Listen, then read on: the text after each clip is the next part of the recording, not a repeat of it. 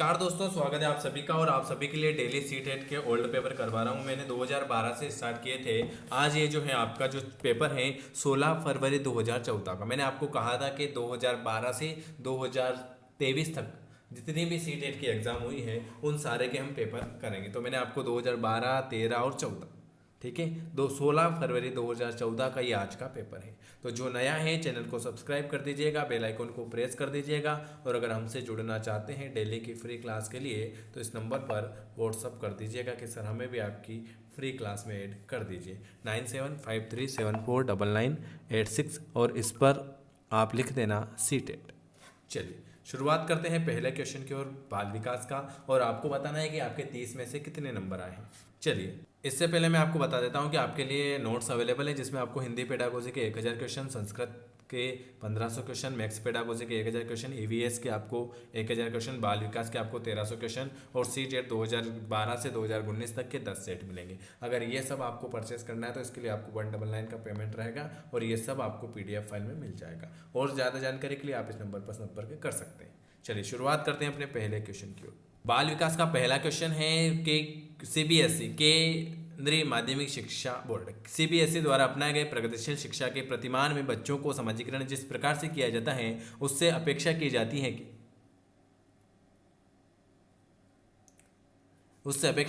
है कि वे जो हैं वे सामूहिक कार्य में सक्रिय भागीदारी का निर्वाह करें तथा सामाजिक कौशल सीखें। ऑप्शन आपका दूसरा आ जाएगा।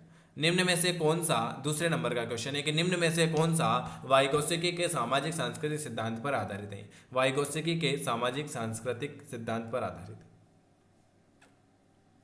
पारस्परिक शिक्षण कौन सा वाइगोत्स्की के सामाजिक सांस्कृतिक सिद्धांत पर आधारित है? तो पारस्परिक शिक्षण।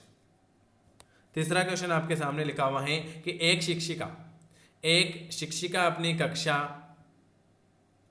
अपनी कक्षा से कहती हैं कि सभी प्रकार के प्रदत्त कार्यों का निर्माण इस प्रकार किया गया है कि प्रत्येक विद्यार्थी अधिक प्रभावशाली ढंग से सीख सके, अतः सभी विद्यार्थी बिना किसी अन्य की सहायता से अपना कार्य पूर्ण करें। वह कोहलबर्ग के किस नैतिक विकास के 4 के चरण की ओर संकेत दे रही है?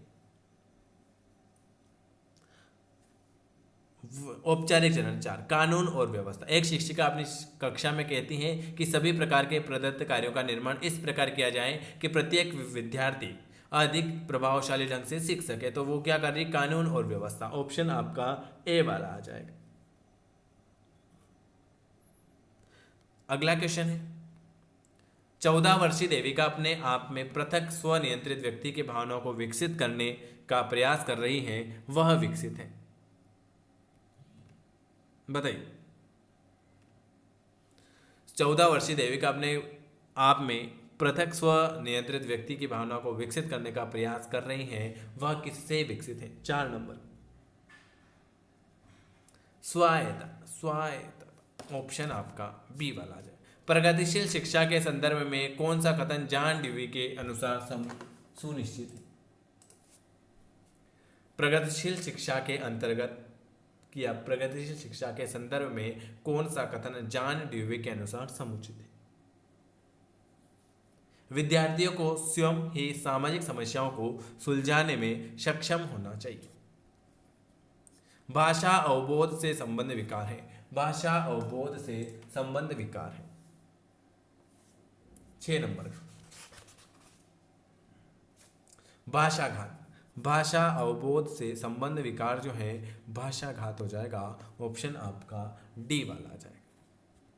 निम्न में से कौन सा आलोचनात्मक दृष्टिकोण बहुबुद्धि सिद्धांत से संबंधित नहीं है?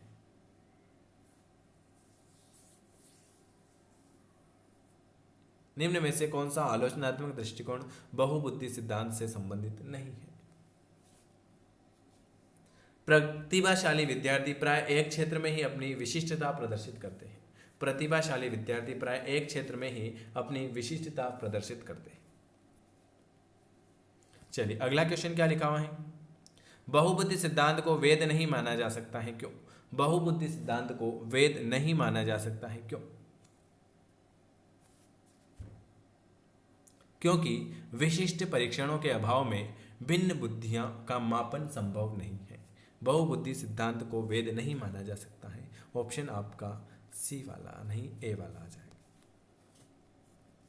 कक्षा में विद्यार्थियों के व्यक्तिगत विभेद, कक्षा में विद्यार्थियों के व्यक्तिगत विभेद लाभकारी नहीं है, हानिकारक है, अनुपयुक्त है या लाभकारी है? कक्षा में विद्यार्थियों के व्यक्तिगत विभेद लाभकारी है। क्या है? कक्षा में विद्यार्थियों के व्यक्तिगत विभेद लाभकारी हैं। क्यों? क्योंकि वे विद्यार्थियों की संज्ञानात्मक संरचनाओं को खोजने में अध्यापकों को प्रवृत्त करते हैं। अगला क्वेश्चन है, विद्यालय आधारित आकलन प्रारंभ किया गया था। विद्यालय आधारित आकलन प्रारंभ किया गया था। 10 नंबर। क्योंकि विद्यालय आधारित आकलन प्रारंभ किया गया था ताकि विद्यालय अपने क्षेत्रों में विद्यमान अन्य विभिन्न विद्यालयों की तुलना में प्रतियोगिता द्वारा अपनी विशिष्टता का प्रदर्शन करने हेतु अभिप्रेरित हो सके। कौन सा एक अन्य विकल्पों में से संबंधित नहीं है? प्रश्नोत्तर सत्रों को संगठित करना, किसी विषय पर विद्यार्थियों की प्रतिक्रिया को लेना, प्रश्नोत्तरी परिचालित करना या स्व आकलन।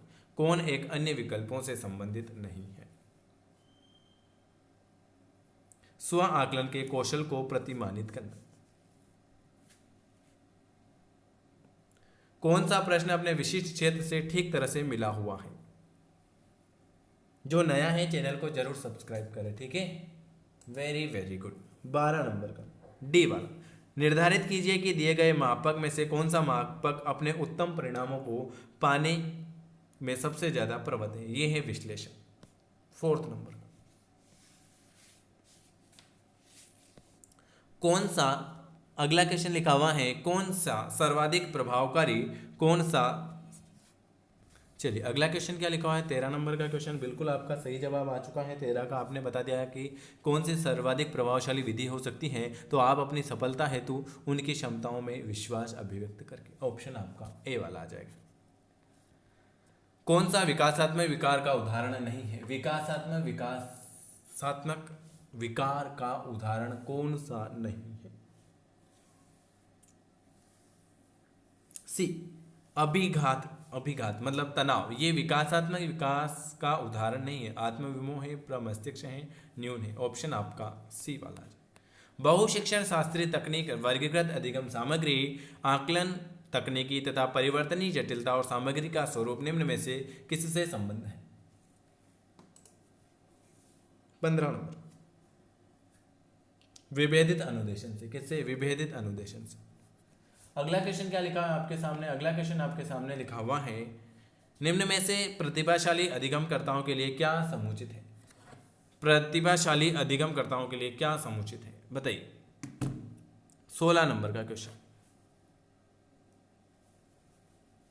अपनी उच्च स्तरीय संवेदनात्मकता के कारण निम्न श्रेणी पा सकना। विद्यालयों में समावेशन मुख्यतः केंद्रित होता है। विद्यालयों में समावेशन मुख्यतः कैसे केंद्रित होगा? विद्यालयों में समावेशन मुख्यतः केंद्रित होगा। 17 नंबर का, विशिष्ट श्रेणी वाले बच्चों के लिए सूक्ष्म अति सूक्ष्म प्रावधानों के निर्माण पर। अगला क्वेश्चन क्या लिखा है आपके सामने? अगला क्वेश्चन है, बच्चों में सीखी गई निसहायता का कारण है। बच्चों में सीखी गई निसहायता का कारण कौन सा है? इस व्यवहार को अर्जित कर लेना कि वे सफल नहीं हो सके। बच्चों में सीखी गई निसहायता का कारण है कि इस व्यवहार को अर्जित कर लेना कि वह सफल नहीं हो रहा है। अगला क्वेश्चन है, यदि एक विद्यार्थी विद्यालय में लगातार निम्नतर श्रेणी प्राप्त करती हैं तो उसे अभिभावक को उसकी सहायता हेतु परामर्श दिया जा सकता है।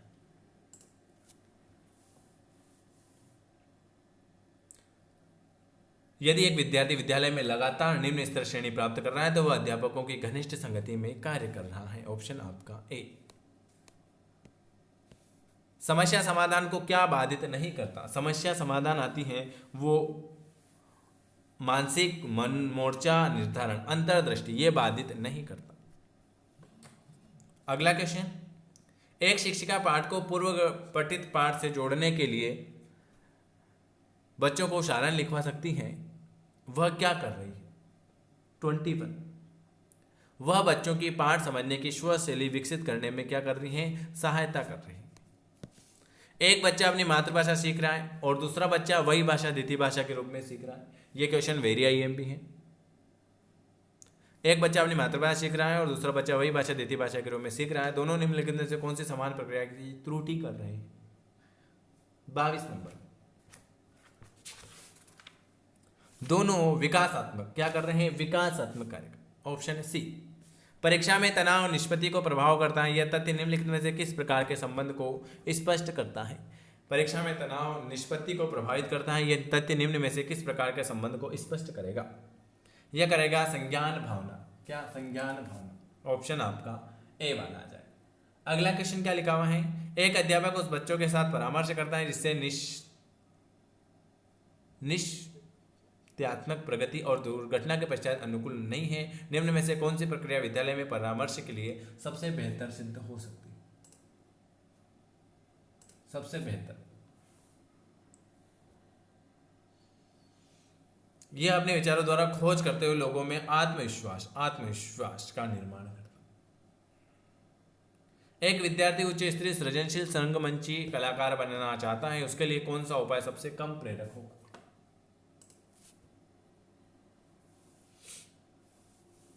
सीवा। उन रंगमंची कौशलों को अधिक समय देना जिससे वह क्या है? जिससे वह उत्साहित प्रफुल्लित है। Option C. कौन सा सिद्धांत कार्य मत स्पष्ट करता है कि बच्चे अपनी वृद्धि और विकास हेतु कठोर अध्ययन करते हैं? कौन कहता है बताइए?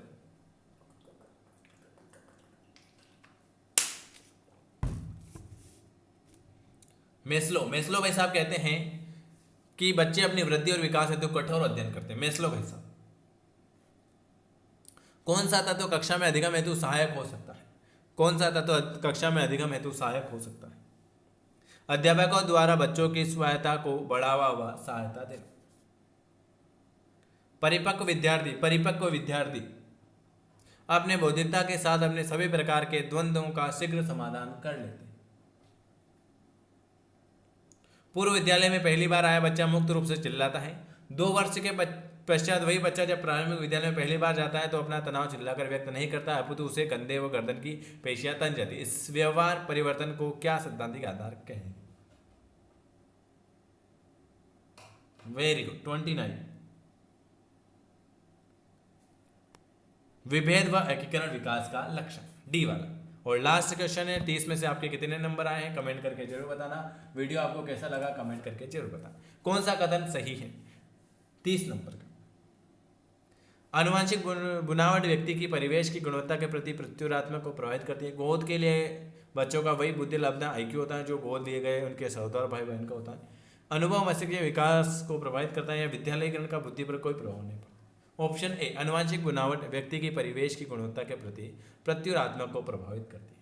ये 30 क्वेश्चन करवाए हैं। अगर आपको वीडियो पसंद आता है तो आपको लाइक करना है, चैनल को सब्सक्राइब करना है और अगर हमसे जुड़ना चाहते हैं तो बिल्कुल दिए हुए नंबर पर मैसेज करके आप जुड़ सकते हो। वीडियो देखने के लिए आप सभी मेरे प्यारे भाई बहनों का बहुत बहुत धन्यवाद।